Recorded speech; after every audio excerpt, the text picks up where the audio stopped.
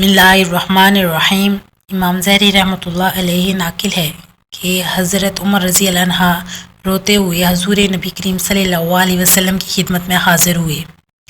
आपने वजह पूछी तो अर्ज़ किया, या रसूल अल्लाह, दरवाज़े पर एक नौजवान रो रहा है जिसने मेरा दिल जला दिया है।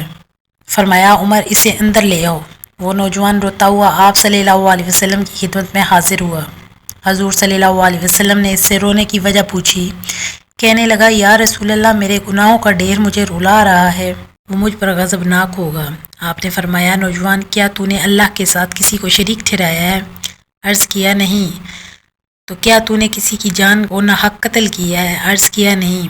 आपने इरशाद फरमाया, अल्लाह ताला तेरे गुनाहों को माफ़ फरमा देगा, अगरचे 7 आसमान 7 ज़मीन और तमाम पहाड़ों के बराबर हों। नौजवान बोला, हजूर, मेरे गुनाह 7 आसमान ज़मीन और पहाड़ों से भी बड़ा है।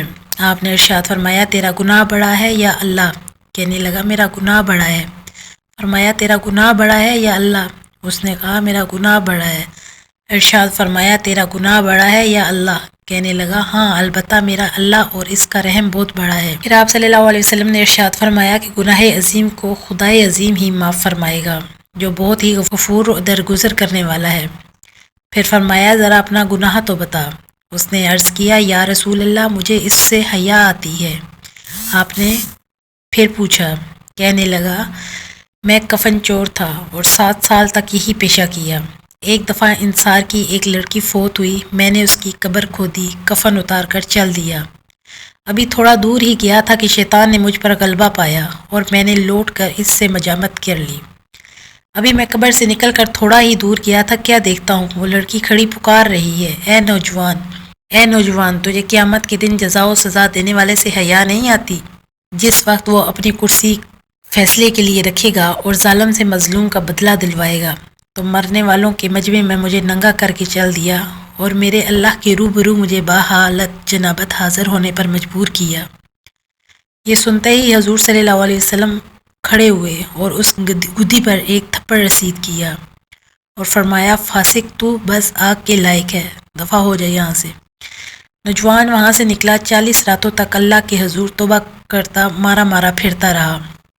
40 रातों के बाद आसमान की तरफ सर उठाकर कहने लगा, ए मोहम्मद सल्लल्लाहु अलैहि वसल्लम के खुदा, आदम और हवा के माबूद, अगर तुझे मेरी तौबा मंजूर है तो हजूर सल्लल्लाहु अलैहि वसल्लम और आप के सहाबा कराम को इसकी खबर दे दें, वरना फिर आग भेजकर मुझे जला दें और आखिरत के अजाब से निजात दे दें। इतने में जिब्राईल अलैहिस्सलाम तशरीफ़ लाए और कहा, अल्लाह ताला की तरफ से आप सल्लल्लाहु अलैहि वसल्लम को सलाम पहुँचाया है। जिब्राईल अलैहिस्सलाम ने कहा, अल्लाह ताला फरमाते हैं, क्या मखलूक को आपने पैदा किया है? फरमाया, मुझे भी और तमाम मखलूक को उसी ने पैदा फरमाया। अर्ज़ किया, वो पूछते हैं, क्या आप मखलूक को रिस्क देते हैं? फरमाया, बल्कि मुझे और तमाम मखलूक को अल्लाह ताला ही रिस्क देते हैं। अर्ज़ किया, वो पूछते हैं, क्या बंदों की तौबा आप कबूल फरमाते हैं? फरमाया, बल्कि मेरी और तमाम बंदों की तौबा वही कबूल फरमाता है। फिर कहा कि अल्लाह ताला फरमाता है, मैंने अपने बंदे की तौबा कबूल कर ली है, आप भी इस पर निगाह शफ़क़त फरमाइए।